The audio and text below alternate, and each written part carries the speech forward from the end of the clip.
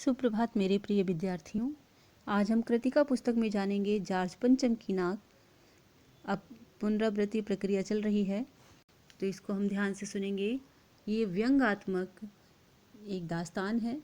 George पंचम की नाक कमलेश्वर द्वारा रचित एक व्यंग्यात्मक दास्तान है। प्रस्तुत लेख से ये शिक्षा मिलती है कि हम आज़ाद तो हो चुके हैं, लेकिन अभी भी अंग्रेजी मानसिकता के गुलाम बने बैठे हैं।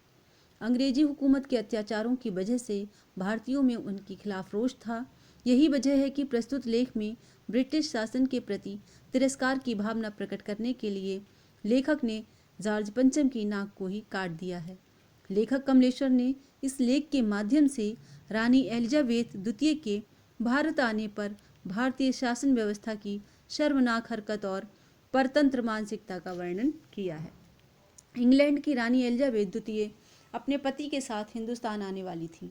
देश के तमाम अखबार इस शाही दौरे की खबरों से भरा जाने लगा था।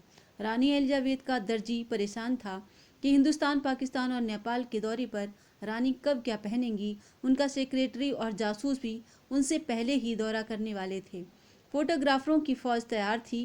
रानी की जन्मपत्री और प्रिंस फिलिप के कारनामों के अतिरिक्त अखबारों में अनेक नौकरों, बावर्चियों, खानसामों, अंगरक्षकों और कुत्तों की तस्वीरें प्रमुखता से छापी जा रही थीं। दिल्ली में शाही सवारी के आगमन की तैयारी चरम पर थी। सदा धूल मिट्टी से भरी रहने वाली सड़कें साफ सुथरी हो चुकी थीं। इमारतों को क्या खूब सजाया और संवारा गया था। फिर अचानक भारतीय दृष्टिकोण से एक बहुत बड़ी मुश्किल सामने आई। नई दिल्ली में जॉर्ज पंचम की मूर्ति की नाक नहीं थी। जॉर्ज पंचम की नाक के लिए किसी वक्त आंदोलन हुए थे। राजनीति पार्टियों ने प्रस्ताव पास किए थे। अखबारों के पन्ने रंग गए थे। बहस इस बात पर थी कि जॉर्ज पंचम की नाक रहने दी जाए या हटा दी जाए। इसके लिए हथियारबंद पहरेदार तैनात कर दिए गए थे। पर इंडिया गेट के सामने वाली जॉर्ज पंचम की मूर्ति की नाक अचानक गायब हो गई थी। अब इंग्लैंड की महारानी भारत के दौरे पर आ रही थी और जॉर्ज पंचम की मूर्ति की नाक न हो तो परेशानी का विषय तो था ही। देश की भलाई चाहने वालों की एक मीटिंग बुलाई गई, जिसमें सभी इस बात से सहमत थे कि मूर्ति की नाक तो होनी ही चाहिए। यदि वह नाक न लगाई गई तो देश की नाक भी नहीं बचेगी। उच्च स्तर पर मशवरे के बाद ये तय किया गया कि किसी मूर्तिकार से मूर्ति की नाक लगवा दी जाए। मूर्तिकार ने कहा कि नाक तो लग जाएगी, पर उसे पता होना चाहिए कि मूर्ति कहाँ बनी थी, कब बनी थी और इसके लिए पत्थर कहाँ से लाया गया था। पुरातत्व विभाग की फाइलों को खूब खंगाला गया, पर वहाँ से भी कुछ पता नहीं चला। मूर्तिकार ने सुझाव दिया कि वह देश के हर पहाड़ पर जाएगा और वैसा ही पत्थर ढूंढ कर लाएगा जैसा मूर्ति में लगा था। मूर्तिकार हिंदुस्तान के सभी पहाड़ी प्रदेशों और पत्थरों की खानों के दौरे पर निकल गया, परंतु उसे वैसा पत्थर नहीं मिला। फिर उसने पत्थर को विदेशी बता दिया। पुनः मूर्तिकार ने सुझाव दिया कि देश में नेताओं की अनेक मूर्तियां लगी हैं, यदि उनमें से किसी एक की नाक लाट की मूर्ति पर लगा दी जाए तो ठीक रहेगा। सभापति ने सभा में उपस्थित सभी लोगों की सहमति से ऐसा करने की आज्ञा दे दी। जॉर्ज पंचम की नाक का माप उसके पास था। मैं भारत के उस हर छोटे बड़े शहरों का भ्रमण करके आया था जहाँ जहाँ भारत के स्वतंत्रता सेनानियों की मूर्तियाँ स्थापित थीं। दिल्ली से बम्बई, गुजरात, बंगाल, बिहार, उत्तर प्रदेश से होकर मद्रास, मैसूर, केरल आदि सभी प्रदेशों का दौरा करता हुआ पंजाब पहुंचा। उसने गोखले, तिलक, शिवाजी, गांधी, पटेल, गुरुदेव, सुभाष चंद्र बोस, चंद्रशेखर आजाद, बिस्मिल, मोतीलाल नेहरू, सत्यमूर्ति, लाला लाजपत राय तथा भगत सिंह की लाटों को देखा परखा।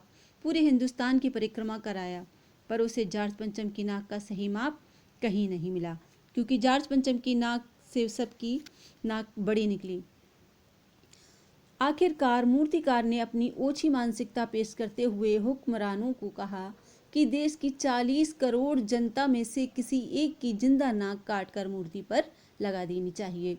ये सुनकर सभापति परेशान हुआ और मूर्तिकार को इस घटिया और शर्मनाक हरकत की इजाजत दे दी गई। अखबारों में केवल इतना छपा था कि नाक का मसला हल हो गया है और इंडिया गेट के पास वाली जॉर्ज पंचम की लाट पर नाक लग रही है। कुछ दिनों के पश्चात अखबारों ने खबरें छापी कि जॉर्ज पंचम की जिंदा नाक लगाई गई है, जो कतई पत्थर की नहीं लगती। लेकिन उस दिन के अखबारों में एक बात गौर करने वाली थी कि उस दिन देश में किसी भी जगह उद्घाटन की खबर नहीं थी। किसी ने कोई फीता नहीं काटा था। कोई सार्वजनिक सभा नहीं हुई थी। कहीं भी किसी का अभिनंदन नहीं हुआ था। कोई मानपत्र भेंट करने की नौबत नहीं आई थी।